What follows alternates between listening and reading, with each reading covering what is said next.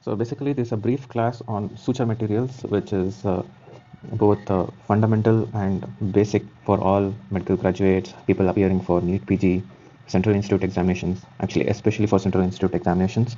So I'll be talking about all the suture materials. In short, I'll be showing the images of the same, classifying it to give a broad purview of the same.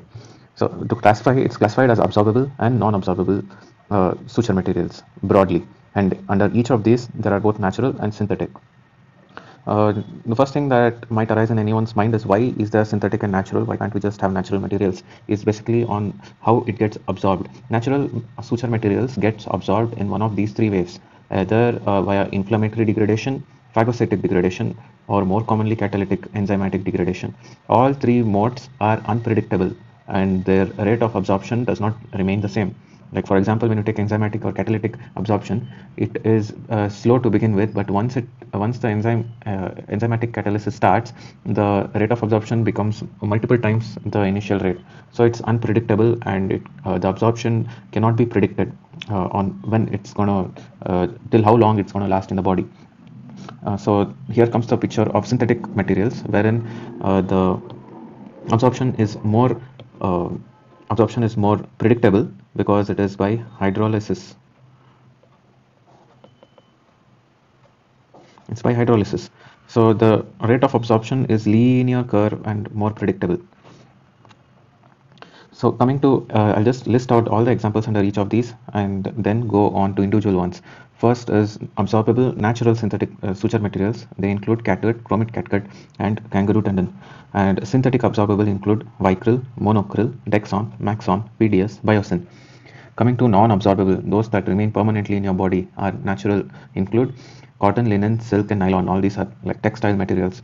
And synthetic include polyethylene, polypropylene, polyester, and steel. So coming to the first one, that is absorbable natural. The first one is catgut. It is made from the submucosa of jejunum of of of the gut of the sheep. Yep, it's the sheep. It's from the gut of the sheep.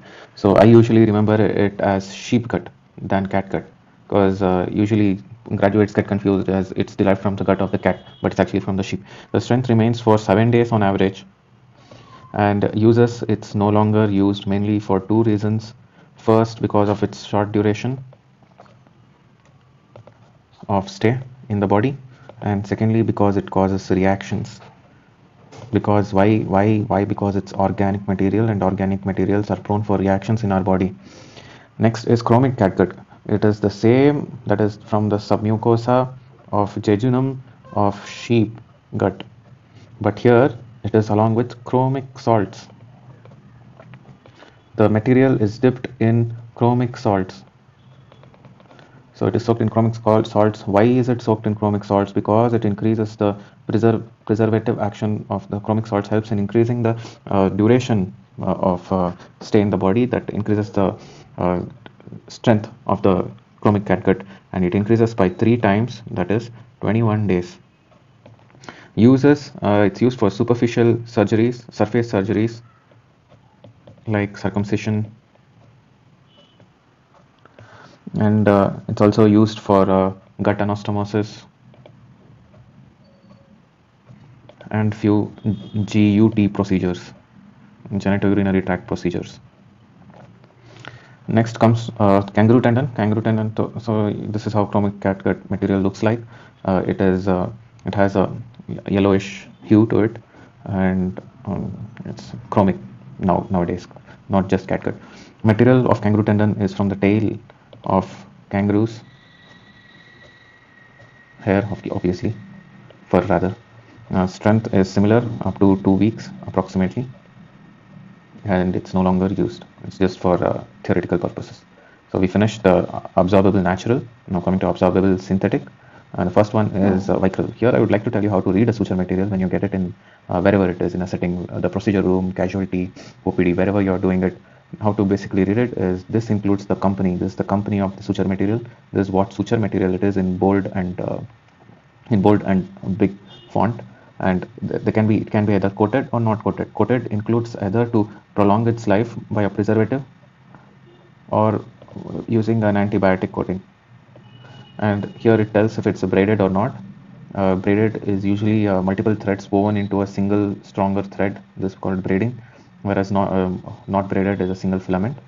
This indicates the needle, the actual real life size needle, how it looks like. So if the image indicates 2 centimeter from here to here, here to here, then it is actually 2 centimeter in real life as well. And this one indicates the size of the suture material, number 1 size. It's one of the biggest, and this is the length of the suture material.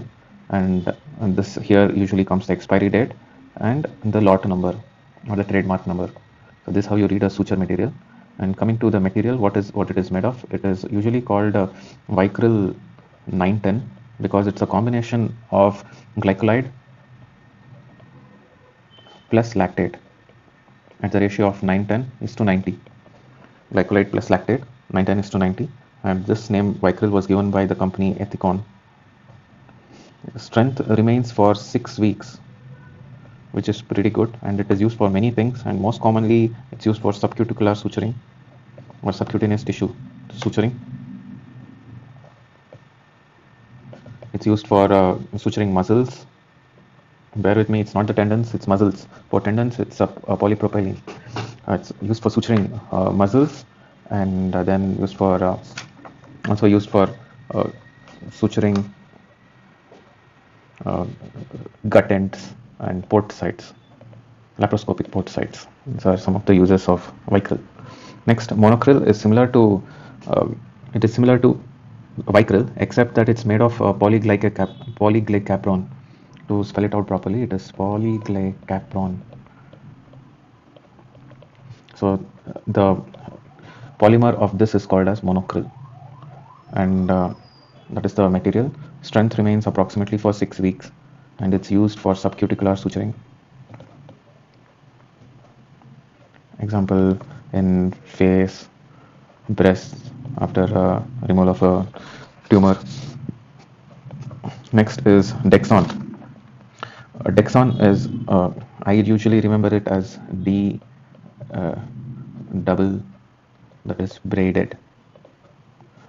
Maxon M, that is mono, that is monofilament. Dexon is made of polyglycolic acid.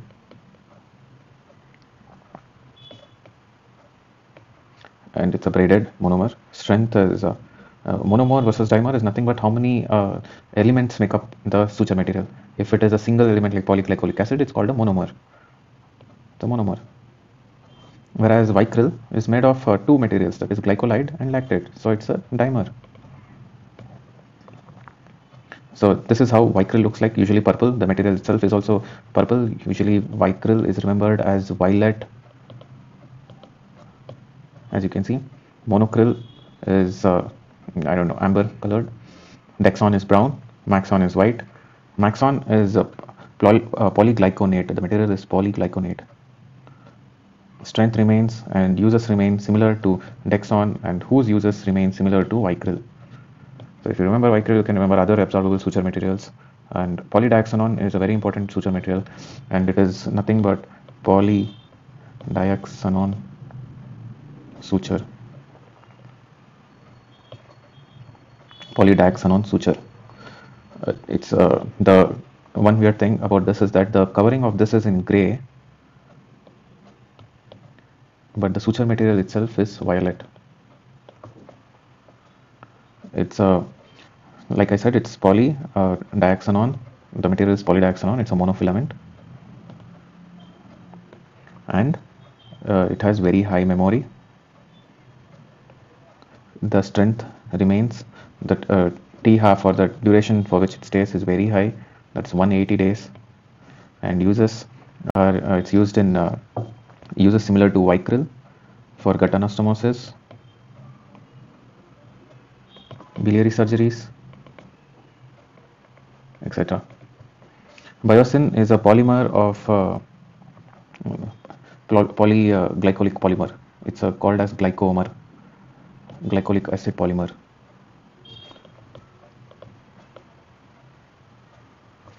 And It's red in color and it's very rarely used. Strength remains for 4 to 8 weeks. Used in smaller sizes like 30, 40, finer surgeries, and uses are similar to again Vicryl. So if you basically remember the uses of Vicryl, you'll remember the rest of the observable synthetic material uses.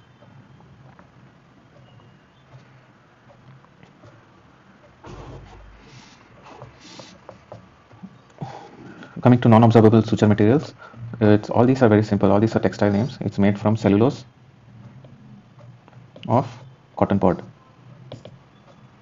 Strength, all the duration of stay of the natural non-observable material is obviously infinite because it's non-observable. But one thing you should remember, when you put cotton in water, strength increases. It's called a capillary effect of cotton. It absorbs the cotton to become thicker and with increased strength. Cotton rarely used these days because it is natural and prone to increased infections. Next is linen. Obviously the material is linen. More specifically to say, it is from cellulose of flax plant. Strength is infinite, not affected by water, and uses are rarely used these days. Natural, observable, non-observable are not used these days except for silk, and silk I'll tell you why. Nylon, the silk is made from the cocoon of larvae of silkworm. Cocoon of larvae of silkworm, and the protein, this is a repeated question asked in NEET, and that is it's made from sericin. It's made from sericin protein. Strength remains obviously infinite, but when you put it in water, the strength reduces. This is one peculiar quality of the silk, and the uses include for fixing fixing drains, port closures, etc. And because of this effect, in which its strength reduces in water, it's never autoclaved. Nylon again is made from it's a synthetic material actually. Nylon, synthetic non-absorbable material, put in here wrongly, rarely used for skin closures. Coming to synthetic more predictable absorption suture materials, polyethylene or polyamide is green color, most commonly used when you come to housemanship, and it's green, and then more commonly known as ethylene, even though it's actually polyamide. Used for the material, as I told, is polyamide. Strength is infinite, and used for skin, most common size used is 20, whereas for face it can range from 30 to 50.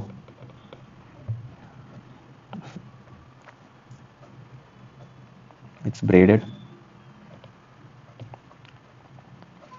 Most of the suture materials are braided except for very few. So I'll list out the monofilament suture materials soon. And the suture material is black in color, as you can see.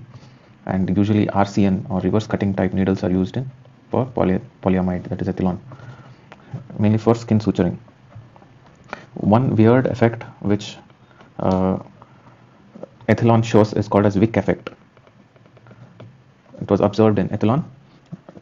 When braided suture materials are sutured through the skin, the commensals of the skin are pushed into the subcutaneous plane and result in SSI or surgical site infection. This is called as wick effect. Polypropylene is purple in color, P for polypropylene, purple in color, and material, the name itself says, is prolene. Sorry, the material is called as prolene, and the suture material is called as prolene, and the material itself is polypropylene. Strength is for infinite, and used for hernia surgeries, herniorrhaphy, that is used for closure of laparotomy wounds. In this, I am trying to say to approximate the recti. So any other suture material, or if this itself is used in a lax form, it causes divarification. And lastly, it's used for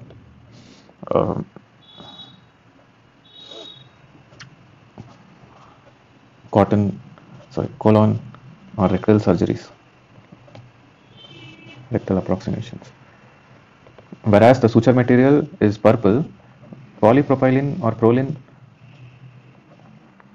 mesh itself is white in color. So don't get confused when you see a white netted image asked in exam. It will be prolene mesh itself, but it's not purple. Stainless steel, as it said, the material itself is made of stainless steel. It's infinite, except when you expose it to a lot of water, and used in CTVS for sternotomy closure.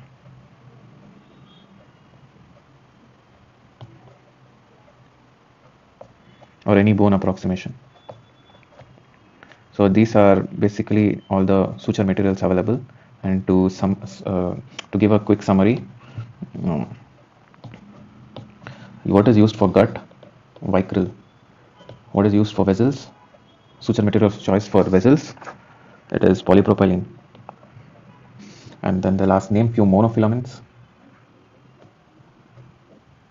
They include polypropylene, polyester, PDS. These are some of the monofilaments. And then they'll ask what is an ideal suture material. They should stay for long, less tissue reaction, not degraded in the presence of organic tissue,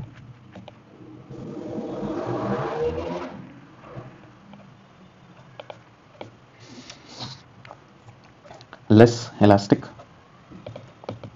that is less memory, less wicking effect, increased knot security,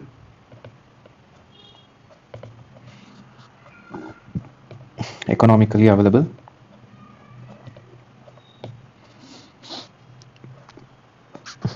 and causes reduced inflammation. The list can go on, you can add any number of things, but these are the main things for ideal suture material. So thank you for patiently listening to the class. To quickly wrap up, this is the classification I told you: absorbable, non-absorbable, and under each of this is natural and synthetic. Absorbable, natural include catgut, chromic catgut, kangaroo tendon. Synthetic absorbable include vicryl, monofil, dexon, maxon, PDS, biosin. Natural non-absorbable include all the textile materials that include cotton, linen, silk. And synthetic includes polyethylene, polypropylene, polyamide, polyester, steel. And thank you for patiently listening to the class. This is Suraj, Dr. Suraj signing off. Have all the best for your exam.